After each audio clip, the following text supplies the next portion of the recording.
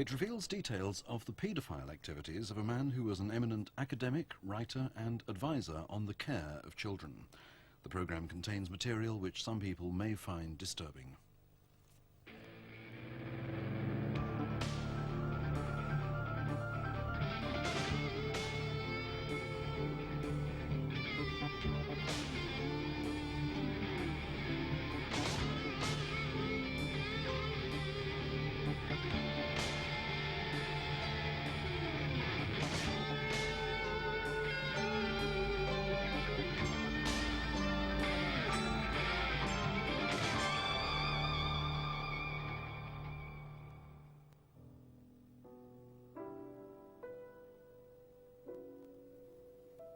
On the surface of things, he was an excellent teacher, astute, outgoing, very clever. But the other side of him is an ogre who abuses children.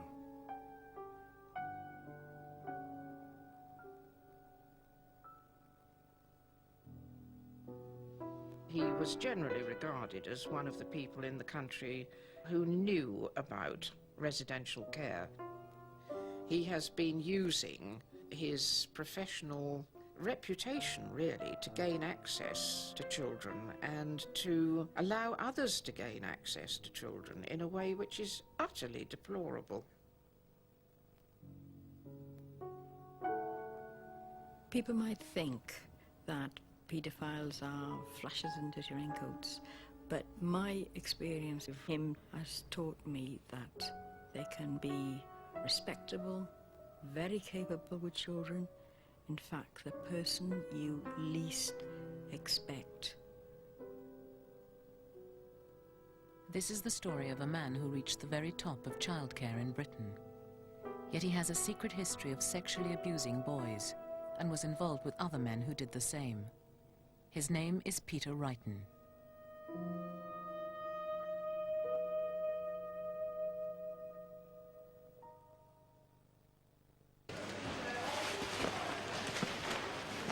A secret which had lasted more than 30 years may have remained intact, but for routine action by a customs official. On the 22nd of April 1992, I was examining mail recently arrived from Holland. I came across a personal packet addressed to P. Wrighton, which was found to contain photographs of naked young boys. On the 28th of April, we came across another packet addressed to Wrighton.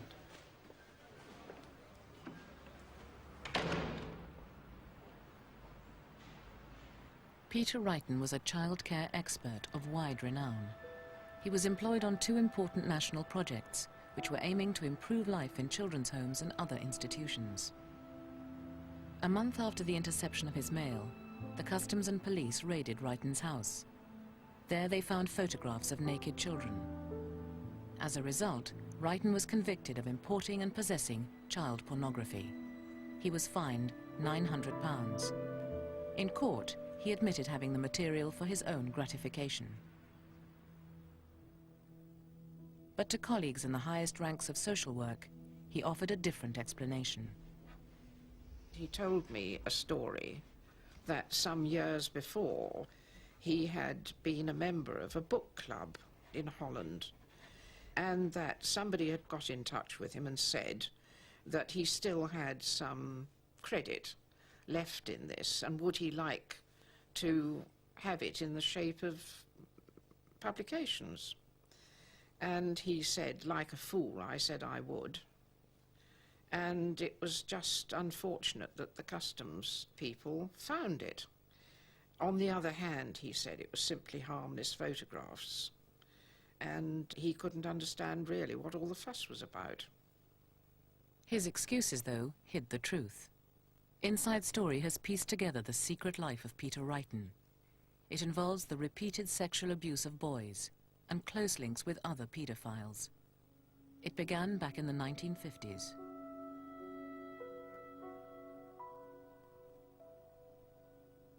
Wrighton had been at public school and Oxford and served in the war. He had been a probation officer and for a while planned to be a Church of England school chaplain.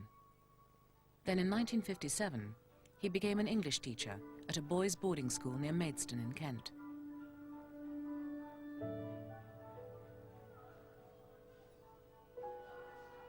Wrighton's attic room was next to the dormitories.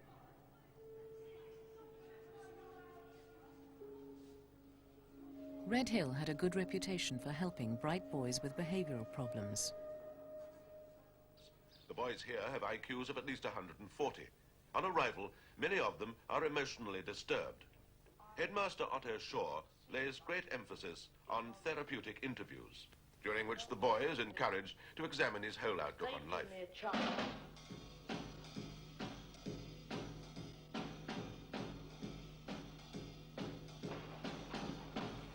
Another teacher remembers Wrighton. The situation I came into as a young teacher was one in which Peter was extremely established. Peter had around him a whole group of children who he entertained in his room, for whom he provided activities which was completely consistent with what the rest of us did at that particular time. The boys in Peter Wrighton's charmed circle were perhaps rather younger, probably the more withdrawn children. Certainly looking back, the ones who were most needy. One of the boys in Wrighton's circle was Mark Thewlis. You had to be a part of that clique to be in Peter Wrighton's room, where there would seem to be all sorts of goodies on offer. The cigarettes were kept in a briefcase under his bed, so therefore I would have to be in his room to get the cigarettes. There were also other jobs that he would let me do, like cleaning his car, and we would have trips out in that car for the cleaning of it. Later on, there was the boilerman's job. The other job I was involved very much with was cleaning his room. Once he'd picked up on the fact that I was amenable to his way of thinking, then he would offer me more and more.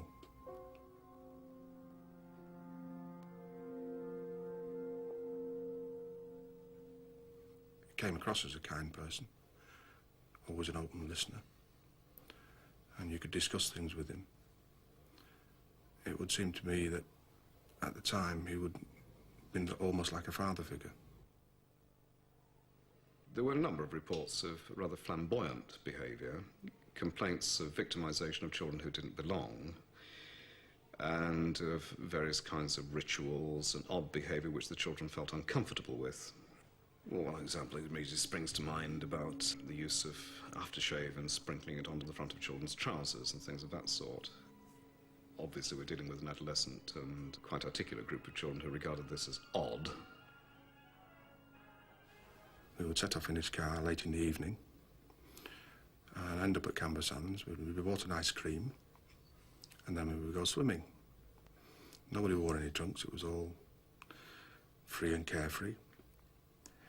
And there was only one towel, and Peter Wrighton dried us all off in turn. And when he came to me, when he dried me off, it gave me an erection, which didn't go unnoticed. On our return to Red Hill, myself and another boy were alone in Peter Wrighton's room, and we were discussing all the places where you could get sand and remove sand from, and we all ended up naked on his bed.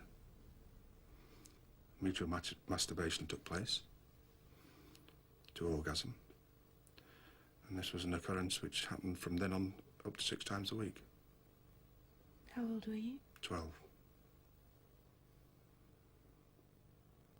He always gave the impression that it would be better if nobody found out about what was occurring, especially as it might do something to me or to him.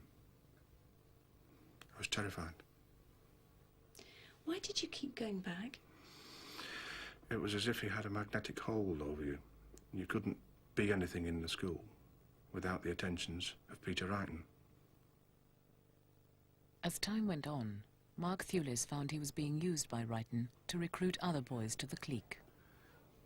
There was a boy who was particularly spotted, as it were, who I was told to offer my boilerman's job to, and also the car cleaning job.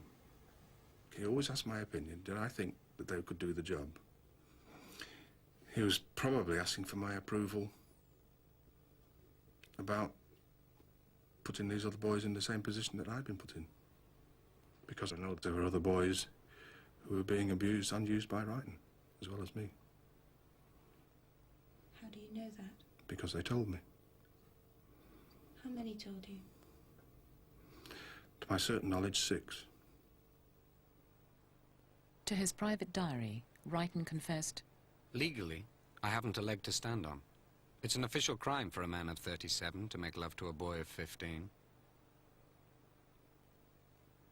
It wasn't long before rumours began to circulate. A pupil accused some staff of sexual abuse. The police even conducted an inquiry. It was dropped for lack of evidence. 2 teachers separately reported concerns about Wrighton to the headmaster, but Wrighton wrote to him, I have given you my word that the specific allegations and rumours about me are unfounded, and I repeat that now. However, Wrighton and the head finally reached an understanding. We were then summoned into the principal's office and told that on the basis of, I think, what was represented at that time as a gentleman's agreement, Wrighton would be leaving with effect from the end of that term. The school, it seems, passed no clear warnings to future employers. Peter Wrighton was free to pursue his duplicitous career. But to boys he had abused, he left a painful legacy. Ever since his school days at Redhill, memories of Wrighton have haunted Mark Thewlis. I'm a moody person. I can't easily form relationships with men or people in authority. I'm not particularly good at expressing my feelings. I bottle it up generally. I just retreat into a shell. My wife has been very, very supportive, but I'm sure he's blighted what should have been an otherwise outgoing, happy life.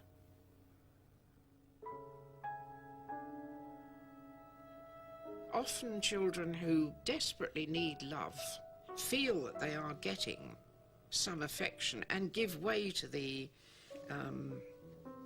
advances of paedophiles almost imperceptibly until they're in too deep to get out. I know of a number of case histories in which young people describe their confusion about their own sexuality, their feeling of being dirty, being debased, being defiled. We asked Mark Thewlis to help us uncover more about Peter Wrighton's secret life.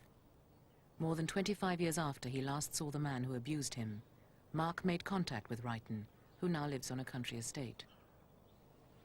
Mark, I want you to know that I'm glad to be talking to you. Right, okay. I mean that, but I hope the reverse is true. Yes, you can take that as read. Mark, I want to ask you a very, very ordinary personal question. Right. Are you getting angry with me? I did just wonder. Don't worry about it. There's nothing to worry about. So there's no need to panic over it. No, don't panic. Now then, I'd like us to meet. Aha, right. Mark went to Wrighton's home. He asked him directly about sexual abuse of boys after Red Hill. I need to know for me whether there were any others. I have met other people who are keen on boys, right? Right. I have found throughout my life boys attractive, I don't dispute it.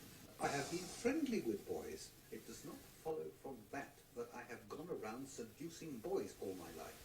I have had no professional contact with young people since leaving Redhill.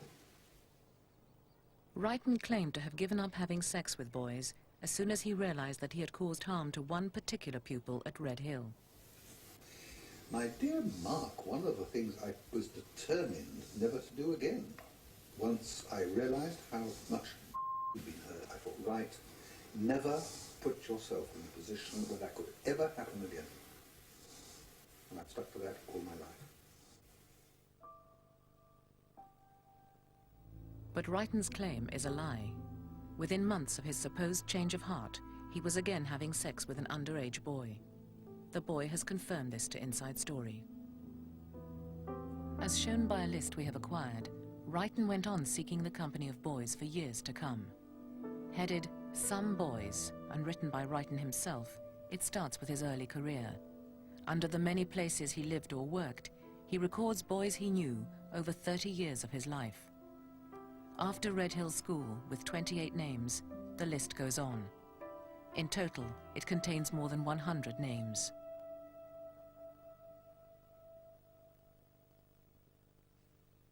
In 1965, Peter Wrighton joined the staff at Keele University and began the work which was to make his name, the training of social workers.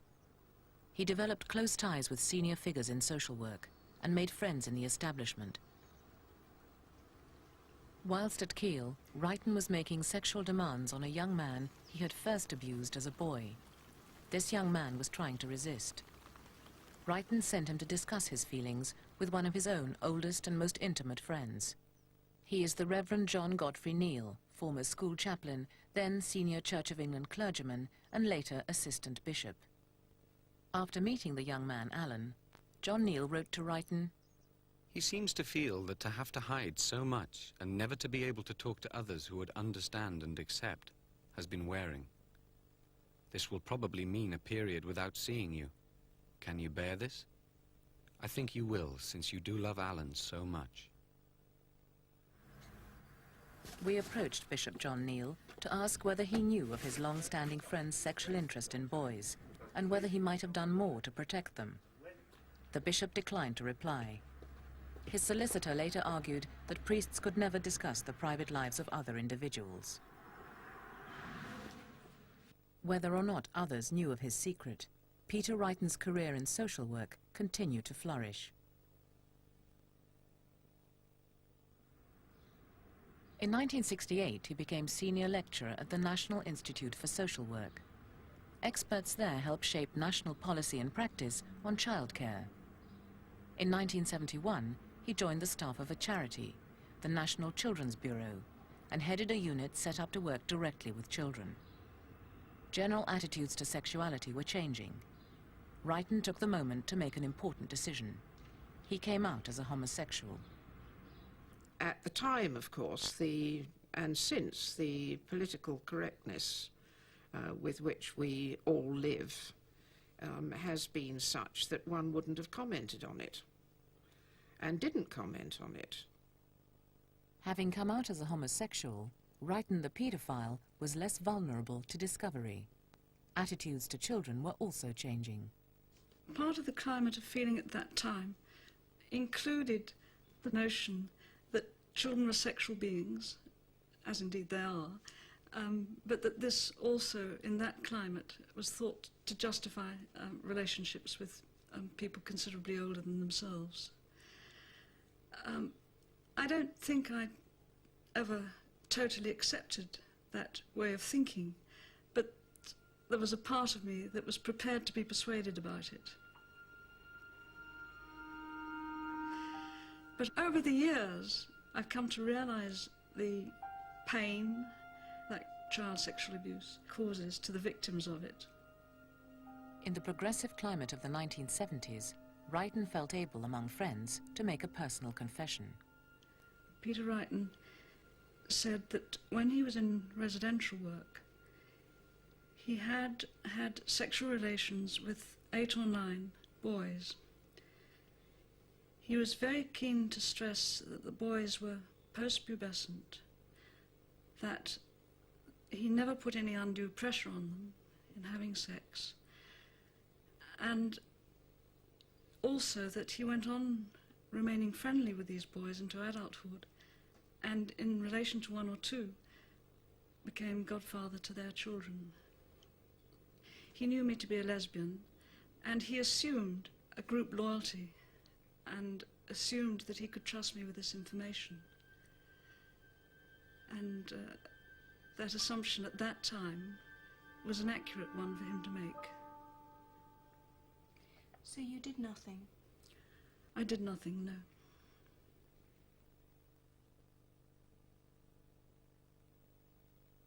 By then, Wrighton was openly living with a man he had first become involved with as a schoolboy. For legal reasons, his name can be given only as Richard. Now he too took a sexual interest in boys. Together, Richard and Wrighton spent regular holidays in the Mediterranean, where they sought the company of local boys.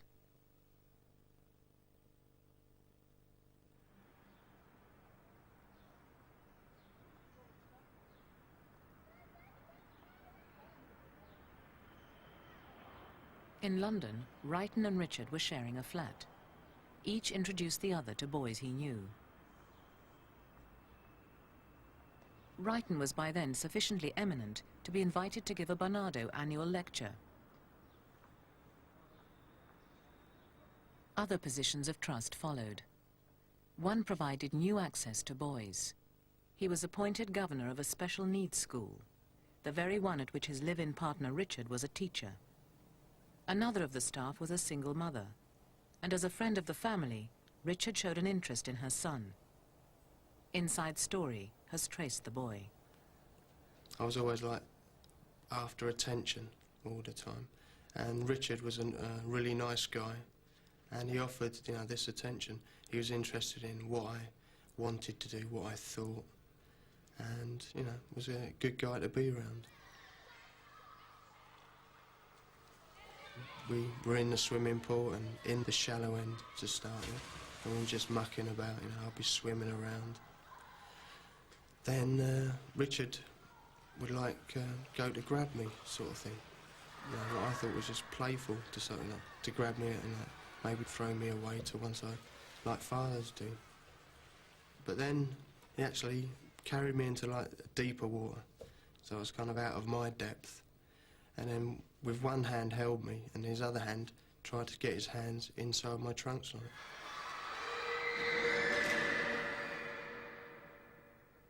Obviously, I just flipping fought him off, swam to the side, got out, like Richard followed me out. I just got changed, said I wanted to go home.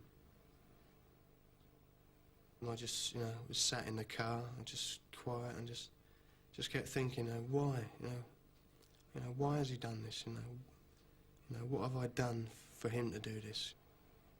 I was 12 at the time, and I trusted him. Diaries written by Richard indicate that Wrighton was being kept informed. They record fantasies about the boy, as well as details of outings, conversations, and even his clothes. I just had to keep away from the guy. I suddenly thought, you know, maybe it's me. Maybe I'm too friendly, too nice. I don't know. So, when I was about 15, I started doing karate and weight training, anything to make myself bigger and better than anybody else. So that would never ever happen to me again. The boy never reported Richard for the assault in the swimming pool. But only months later, Richard was arrested for touching a boy in a cinema in Scotland and was convicted of lewd, indecent and libidinous behaviour. Wrighton knew about the offence, but in a reference he later drafted, he still recommended Richard for a teaching job with children and made no mention of the conviction. By now, Wrighton was Director of Education at the National Institute for Social Work, yet he had a new secret to hide. He was close friends with a convicted paedophile, Charles Scott Napier. They were both active in a clandestine group, the Paedophile Information Exchange, or PI. The group campaigned to legalize sex between adults and children as young as 4. Wrighton was member number 51. Napier was treasurer of PI. His own paedophile collection included a pornographic computer game about boys in ancient Rome. As the game progresses, the boys lose their clothes.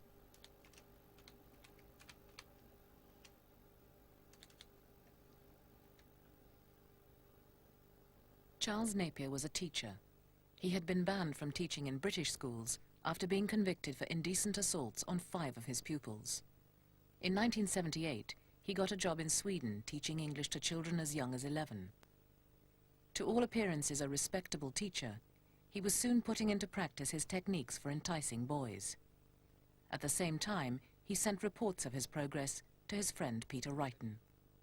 I've said goodbye to 2 classes, which had some heart-stoppingly beautiful boys. I've trained them to greet me in the street, and I always put my address on the board and invite visits. Every school form has 1 hour swimming each week.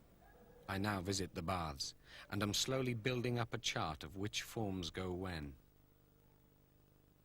Napier soon had the chance to go further. Nicholas visited me by himself, and allowed me to caress him quite comprehensively for a few minutes. Film obtained by Inside Story shows Napier in action. The film captures the paedophile technique called grooming. Alcohol has lowered the children's inhibitions.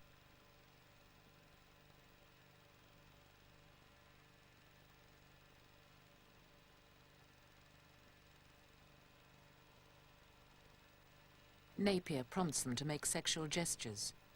One boy leads another on.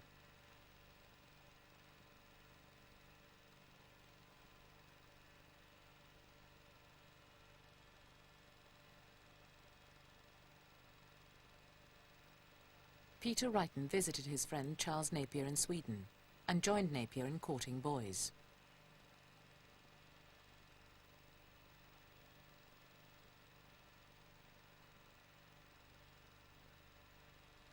Two years later, Charles Napier applied in Britain to the Department of Education to be allowed to teach children again.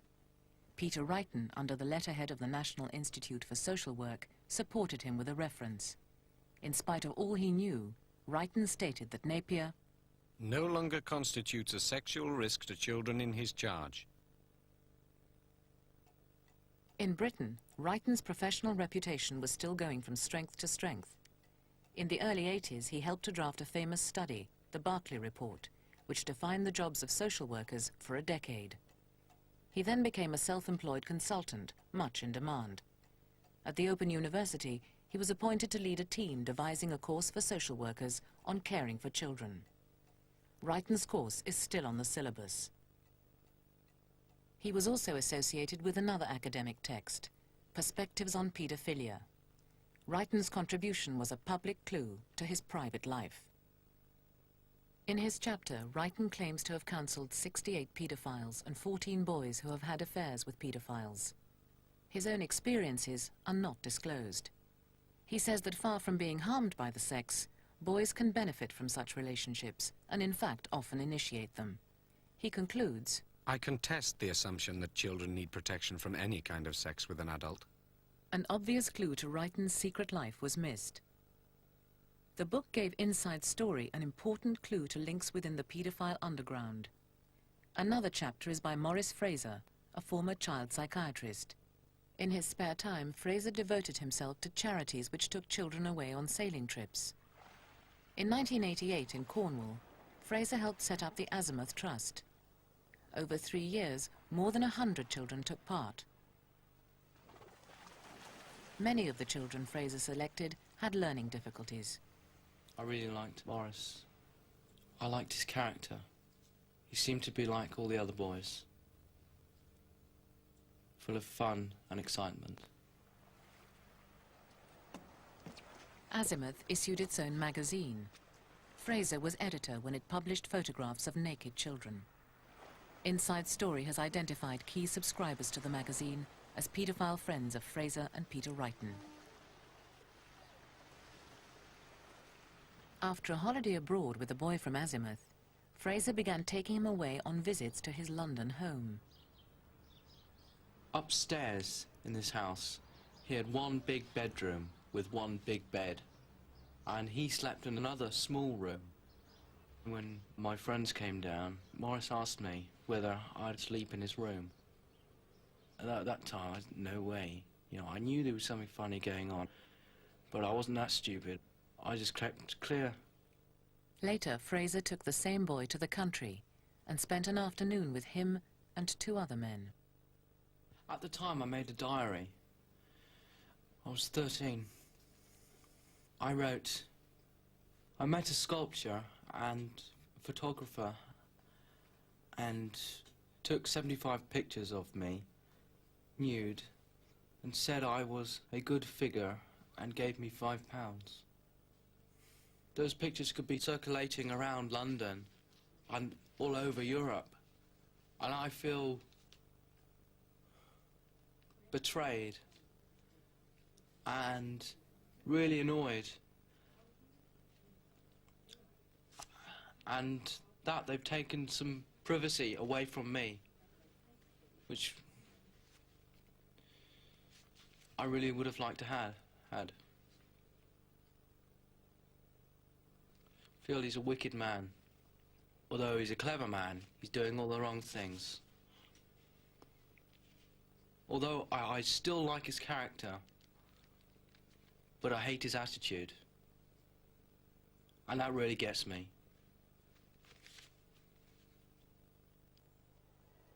Azimuth Trust has been closed down. Dr. Maurice Fraser, who has a criminal record for taking indecent photographs of children, as well as for indecent assault in 1972, is now living in Southampton. Dr. Fraser, let's talk about Azimuth. It's a waste of time. I've nothing to say.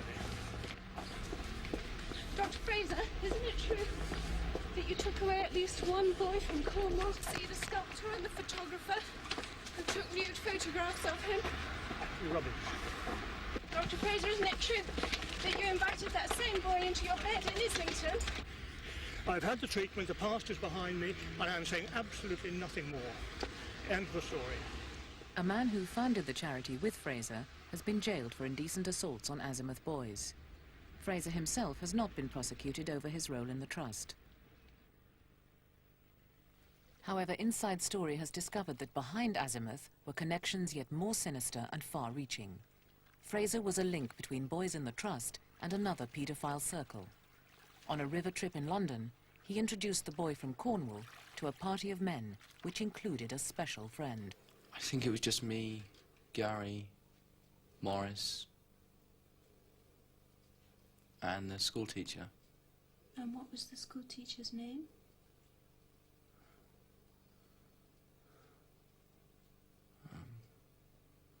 Napier.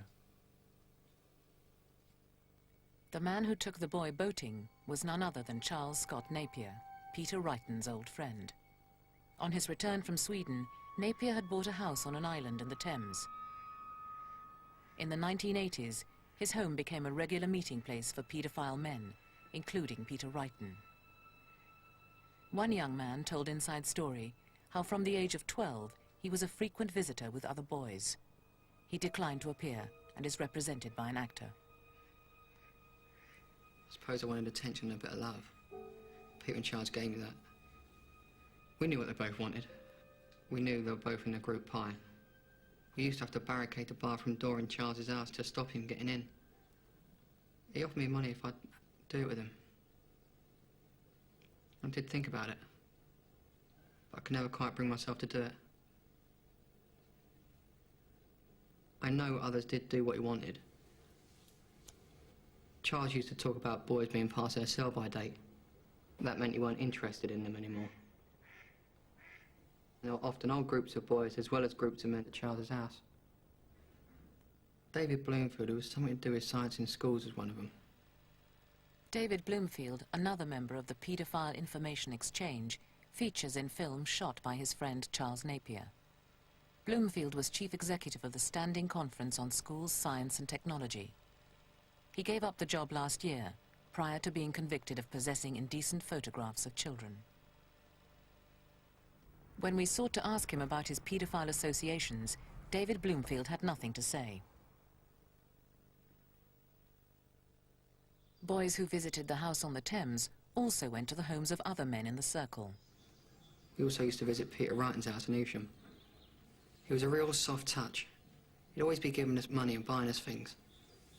Pete was less pushy than Charles, more indirect about what he wanted, but he was just the same. He'd try all the usual lines on me, that sex with him wouldn't do me any harm, that people were uptight about something perfectly natural. I know he would have had sex with me if I'd said okay. He'd say things like, you can't knock it if you haven't tried it. Nothing ever happened with me. But I know he had sex with a friend of mine who was about 14 at the time. In 1987, Wrighton once again became governor of a school. And once again, it was one where his live-in partner Richard was teaching. It was a boarding school for disturbed youngsters. The school's policy discouraged parental visits. Only when one pupil came home at the end of term did his aunt and mother realize all was not well. I was checking before I go to bed, and I went upstairs, and his bedroom light was on. And he had the quilt pushed right down. And he was masturbating. My son said that Richard went into the bedroom, into my son's bedroom, shut the blinds and the curtains, pulled down his own trousers, masturbated in front of my son, and said, "This is how you do it." And I said, "Well, don't worry. Put the quilt back on him." And touched him, and that was it. And how old was he? 10. Do you feel that he told you everything? No, I don't. Not at all. My son said that he's been out with Richard, and he said that he went to that Wrighton's house, but I don't know whatever happened there. No prosecution followed from the incident with the boy. I feel disgusted. What's happened? Really disgusted. They should be locked away for what they've done. They shouldn't be walking the streets after what they've done to them children. You think you're sending them to a safe place. And it turns out to be like that. Yeah. They should be locked up for good.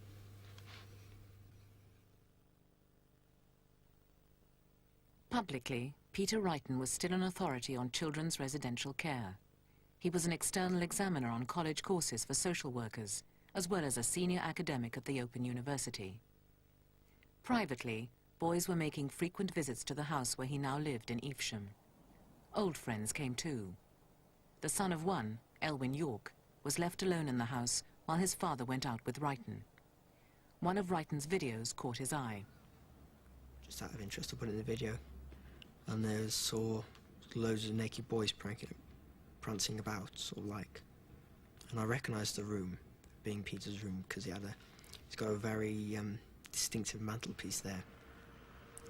I only got a chance to watch it for a few seconds because the car pulled up outside. How old were the boys? Well, about 12 onwards, I think. Early teens. In 1990, in another part of Evesham, a local boy was keeping a dreadful secret. He felt able to reveal it only after his family had moved away.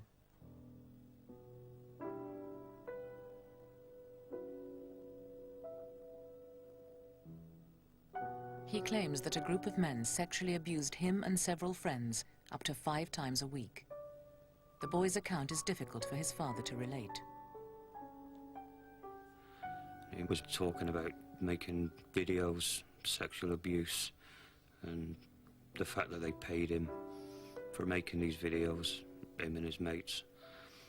And they were going all over the country. There was anal intercourse, oral sex, and other things. He used to have a sore backside, and he used to have sore private at the front. There were 2 girls involved at one time as well, around about the same age as my son, about 8 or 9. And then we found out what had been going on, and he was very upset. He cried a lot. There must have been 12 months or so, maybe longer, that it was actually going on. So for all that time he's living with a secret, and it must affect you. I mean, you can't keep a secret that long when you're just a little kid.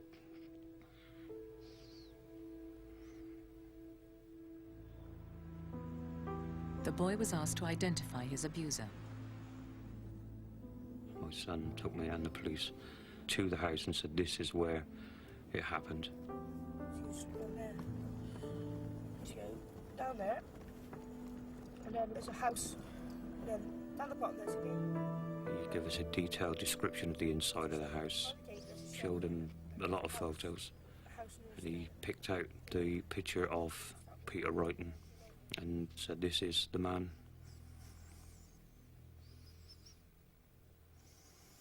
My son has nightmares sometimes at night, thinking that this Peter Wrighton's coming to get him. And he keeps saying he feels guilty and he shouldn't have gone back and all that sort of thing. But the reason he went back is he was scared. In 1991, Wrighton embarked on one of his most important childcare projects. Its brief was to improve the standard of care in children's homes and other establishments. It was informally called the Charter for Children. He was answerable to a former colleague, Daphne Statham, now director of the National Institute for Social Work. We were looking for a researcher writer with expertise in the field, and he undertook a review, which was actually in effect a retrospective review of what is known about looking after children and young people who are living away from home in groups. In his charter work, for which he was being paid £200 a day, Wrighton visited children's homes and boarding schools. There, he interviewed children.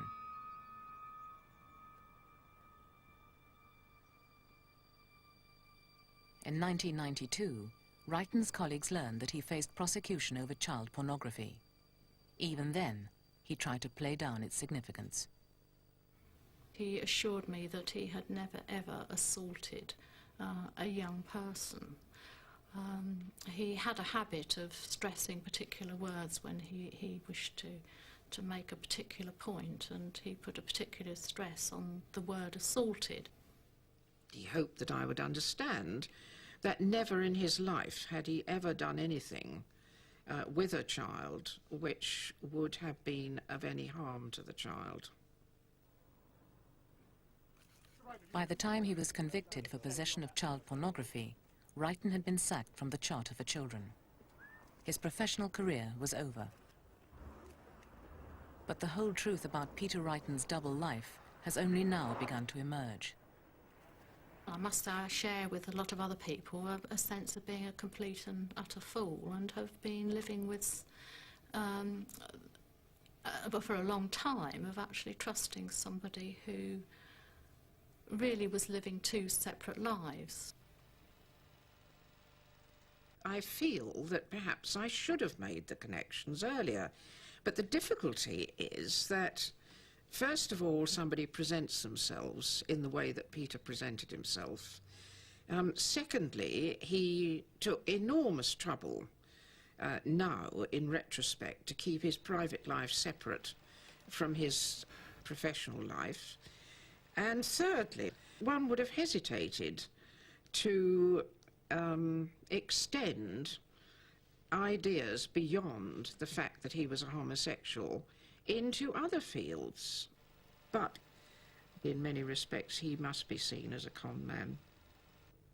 He certainly conned a wide range of people in the social world who I'm sure feel as upset about it as I do.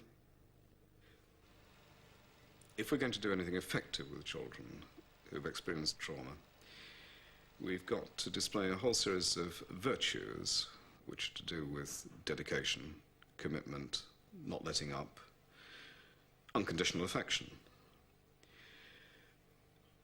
which are exactly the things that Wrighton demonstrated, so that he and others within the trade have turned what are virtues in the enormous number of dedicated and committed people within the profession into vices.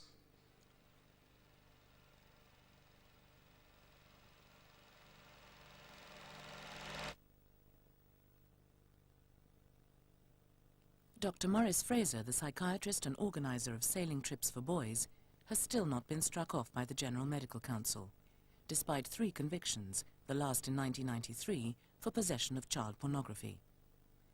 Last Friday, the Council announced that Dr. Fraser had agreed to refrain from medical practice.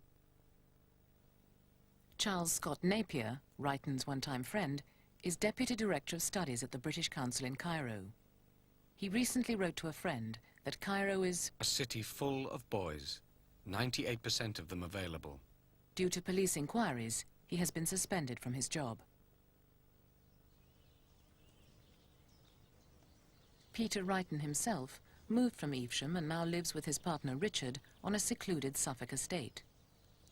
He still keeps contact with several men he abused as boys, including a boy from the island in the Thames and at least one boy from Redhill School.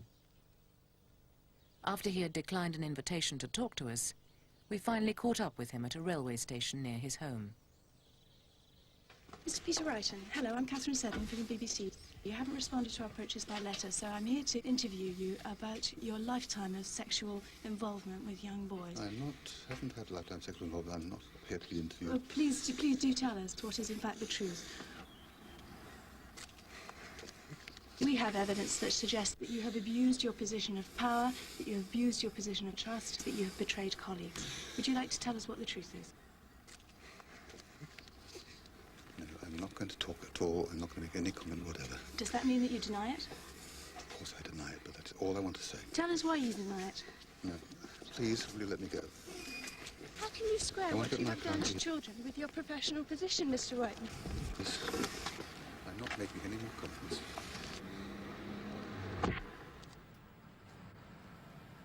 I feel very sad about it. I feel that this is a person with enormous gifts and probably a degree of good intentions. But what I find so distasteful is the abuse of power. And Peter is a very powerful personality, so that any child who he really intended to persuade, he would have found it fairly easy to do so.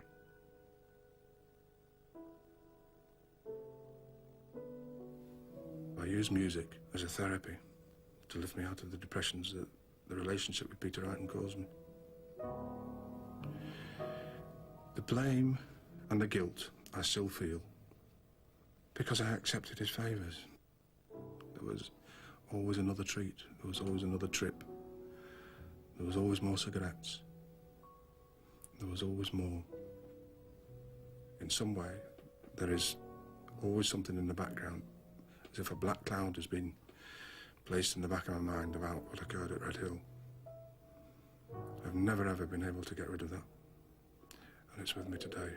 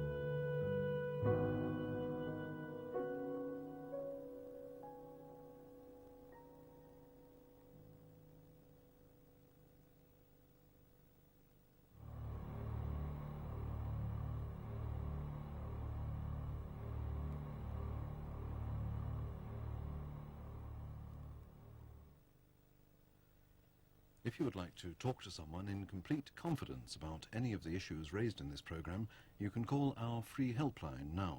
The number is 0800 850 500. The lines will be open for the next 2 hours and again tomorrow between 10 a.m. and 1 p.m.